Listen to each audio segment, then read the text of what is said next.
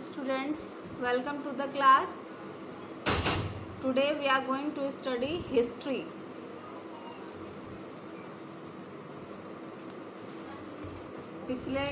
Previous class में हम लोगों ने इम्पोर्टेंस ऑफ जियोग्राफिकल फैक्टर देखा था कि क्या इम्पोर्टेंस है जियोग्राफिकल फैक्टर का। और आज का जो क्लास है, आज के क्लास में हम लोग जानेंगे terms use to describe the Indian subcontinent. ये कुछ टर्म्स यूज किए गए थे इंडियन सब कॉन्टिनेंट को डिस्क्राइब करने के लिए, तो उन्हीं टर्म्स के बारे में आज हम डिस्कस करेंगे। तो चलिए जानते हैं अपने इंडिया के हिस्ट्री को, किस तरह से हमारा ये जो इंडिया, जो भारत जिसको हम आज जानते हैं, ये किस तरह से इसको इस नाम को किस किस तरह से लोग बुलाएं।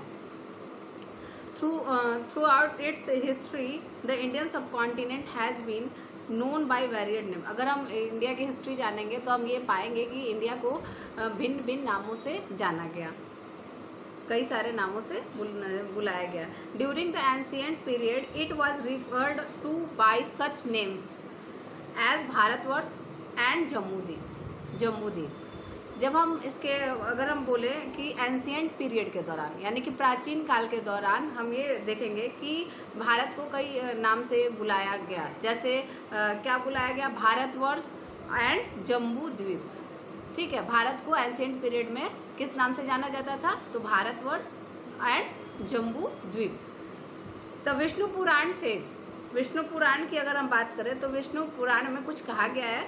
तो क्या कहा गया है? The country lying to the north of the ocean and the south of the Himadri the Himalayas is called Bharatvarsha. Vishnu Purana में कहा गया है कि जो ओशियन के नॉर्थ में और हिमाद्री के साउथ वाला जो एरिया है, ओशियन के नॉर्थ और हिमाद्री के साउथ वाला जो एरिया है, एरिया स्थित है, उसको हिमालय यानी हिमालय कहा गया, यानी कि उसको भारतवर्ष कहलाता है। ठीक है, तो ये किसके अकॉर्डिंग है? विष्णु पुराण में कहा गया है कि समुद्र के उत्तर और हिमाद्री के दक्षिण में स्थित देश हिमालय अर्थात भारतवर्ष कहलाता है। ये कहाँ पे बोला गया? तो Vishnu Purana. This name is also mention in the Rigveda, और यही नेम ऋग्वेद में भी मेंशन किया गया है। मतलब अगर हम ऋग्वेद को देखेंगे तो ऋग्वेद में भी इस नाम का उल्लेख हमें मिलता है। South Asia was called Jambudvipa or the land of wood apple tree in the Puranic and the Buddhist text. अगर हम बुद्धिस्ट टेक्स्ट या पुरानी टेक्स्ट भी देखते हैं तो उसमें भी हमें यह नाम साउथ एशिया को जम्बूद्वीप या फिर land of the wood apple tree के नाम से बताया गया है। The term Aryavarta or the land of Aryans is said to have been used by Patanjali to denote the northern part of India lying between the Himalayas and the Vindhyas. Himalayas और विंध्यास के बीच का जो क्षेत्र है, ठीक है, नॉर्दर्न हिमालयाज और विंध्यास के बीच का जो क्षेत्र है, इस पार्ट, ये जो नॉर्दर्न पार्ट है इंडिया का, इसको आर्याव्रत या फिर लैंड ऑफ आर्यंस के नाम से नाम दिया गया। किसके द्वारा? तो पतंजलि के द्वारा। अब हम बात करते हैं जैन अवस्था की। जैन अवस्था जो कि एक सेक्रेड बुक है पारसीज का। जैन अवस्था क्या है? एक हॉली बुक है पारसीज का। Describe the subcontinent as सब Sindhu or the land of 7 rivers. इसमें ये जो सब कॉन्टिनेंट है, इसको सप्त सिंधु या फिर लैंड ऑफ 7 रिवर्स के नाम से डिस्क्राइब किया गया है। किस बुक में? तो Zend Avesta. The ancient Greek refer to the name through the Indians as Indoi. जो एंशिएंट ग्रीक लोग जो थे वो इंडियंस को इंदोय या फिर पीपल ऑफ द इंदस के नाम से बुलाते थे। During the medieval period the name that gain popularity was Hindustan. और यही जो है, ये तो एंशिएंट की बात कर रहे हैं, और यही मेडुअल पीरियड की अगर हम बात करें तो मेडुअल पीरियड के दौरान जो हिंदुस्तान नाम है ये पॉपुलर हुआ, ये बहुत ही ज़्यादा पॉपुलरिटी पाया। This name is still use in India, और यही नेम आज भी यूज होता है। And therefore it is important to know how this name came to existence. और आज भी हम इसको हिंदुस्तान के नाम से जानते हैं, और इसीलिए ये ज़रूरी है। और चलिए जानते हैं कि ये नाम किस तरह से एग्जिस्टेंस हुआ Hindustan. On a physical map of India, you can notice that the river Indus are Sindhu and its 5 tributaries: Ravi, Satluj, Beas, Chenab and Jhelum form the western frontier of India. अगर आप physical map देखे होंगे India का तो आपने notice किया होगा Indus river को और या फिर सिंधु इंदस या सिंधु नदी को आपने नोटिस किया होगा, या और उसकी कुछ जो 5 ट्रिब्यूटरीज हैं कौन कौन से हैं, तो रावी, सतलज, बीस, चेनाब और Jhelum. Sindhu was an ancient Aryans name which could not be pronounced correctly by people who invaded or visited India from northwest। Example के लिए Iranians, Afghans, Turks, Mughals etc। जो नॉर्थ वेस्ट से जो लोग थे जैसे ईरानियंस, अफगान्स, तुर्क, मुगल्स ये सब, तो इनके द्वारा सिंधु एक प्राचीन आर्यन नाम था जिससे भारत में आक्रमण या यात्रा करने वाले जो लोग थे वो इसका नाम अच्छे से नहीं ले पाते थे। ठीक है, सिंधु एक एंशिएंट आर्यन नाम था जिसको लोग अच्छे से प्रोनाउंस नहीं कर पाते थे।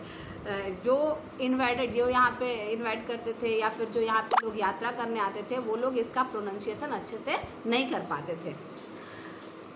In their language their s become h. उनके भाषा में ये जो एस था उनके लिए वो उसका प्रोनाउंसिएशन एच करते थे। So they pronounced the rivers name as Hindu. इसीलिए वो सिंधु को यानी कि वो एस को एच बोलते थे, इसीलिए वो सिंधु को हिंदू बुलाते थे। ठीक है, तो वो लोग अच्छे से इसका प्रोनाउंसिएशन नहीं कर पाते थे जिसकी वजह से वो सिंधु को हिंदू के नाम से बुलाते थे। The name Hindustan or the land of the river Hindu came from the term Hindu only. और यही जो नाम है हिंदुस्तान, ये जो या फिर the land of the river Hindu, या फिर हम बोल लें कि ये जो रिवर हिंदू जो नाम था ये यहीं से आया। ठीक है, it was from the river Sindhu. और ये क्या था, ये रिवर था सिंधु यानी कि Indus. That the people living on the eastern side, जो लोग इस रिवर के ईस्टर्न साइड में रहते थे, came to known as Hindus. और वहाँ के लोगों को क्या बुलाया गया, हिंदूज बुलाया गया मेडुअल इंडिया में। अगर हम मध्यकालीन भारत की बात करें तो उस समय उन लोगों को हिंदूज के नाम से, वहाँ रिवर बोल सकते हैं कि रिवर को, सिंधु नदी को लोग हिंदू बुलाने लगे थे, इसीलिए जो उसके ईस्टर्न साइड में लोग रहते थे उनको वो हिंदूज के नाम से जानने लगे। तो यहाँ इस तरह से हिंदूज ये जो नेम है वो फेमस हुआ मेडुअल इंडिया में। The term Hind and Hindustan were used in both Persian and Arabic language after the Islamic conquest of the 11th century. 11th century में जब इस्लामिक यहाँ पे कॉन्क्वेस्ट किए हैं तो इसके बाद जो पर्शियन थे और जो अरबिक लैंग्वेज था उन दोनों में इस टर्म का यूज़ किया गया, हिंद और हिंदुस्तान का। Thus the rulers of Delhi Sultanate and the Mughals called their Indian Empire by the name of Hindustan। इस तरह से जो रूलर्स थे दिल्ली सल्तनत के और जो मुगल्स थे उन्होंने अपना जो इंडियन एम्पायर था उनका उस नेम को उन्होंने उसका नाम उन्होंने हिंदुस्तान दिया। The term came to use for the region of India between the rivers Indus and Brahmaputra and the Himalayan and Vindhyas mountain range। और ये जो टर्म ये यूज जो किया गया था ये इंडिया के किस क्षेत्र के लिए यूज़ किया गया था, तो रिवर्स इंदस और ब्रह्मपुत्र के बीच का जो एरिया था और हिमालयास और जो विंध्यास माउंटेन रेंज थे उसके बीच का जो एरिया था, इसके लिए ये नाम यूज़ किया गया। Though the name Hindustan continue be popular throughout the medieval पर। इस तरह से पूरे अगर हम बात करें पूरे मेडुअल पीरियड में ये नाम पॉपुलर रहा। The area which was covered by the name varied widely. और ये जो नाम था, ये जो एरिया था वो धीरे धीरे बहुत ज़्यादा फैलता गया। During the early medieval period for instance the name denoted the land between Indus and it's 5 branches and the land between reverse Ganga and Yamuna. अगर हम बात करें अर्ली मेडुअल पीरियड की, तो अर्ली मेडुअल पीरियड के दौरान ये जो नाम था ये दिया गया था केवल उन लैंड के लिए जो कहाँ था, इंदस और उसके जो 5 ब्रांचेस थे, ठीक है, और उनके बीच का जो एरिया था उनके लिए सिर्फ ये नाम दिया गया था। लेकिन अगर हम बात करें लेट और जो गंगा यमुना का जो क्षेत्र था वहाँ के लिए इस नाम का यूज़ किया गया था। लेकिन in the late medieval period, अगर हम लेट मेडुअल पीरियड की बात करें तो the name came to denote much of what modern India is today including South India.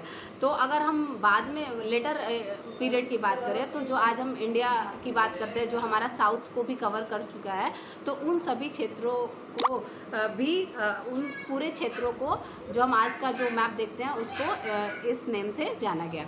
वो मतलब पूरा नाम जो था वो पूरा हमारे ये साउथ को इंक्लूड कर दिया गया और इसको हिंदुस्तान के नाम से जाना गया। तो इस क्लास में हमने देखा कि किस तरह से ये जो नाम था हिंदुस्तान या फिर हमारा जो इंडियन सब कॉन्टिनेंट है, इसको किस किस नामों से जाना गया। तो आज का क्लास यहाँ पे समाप्त एंड होता है, स्टॉप होता है। और आप इसका एक्सरसाइज कंप्लीट करके इसको व्हाट्सएप पे सेंड करेंगे। Thank you.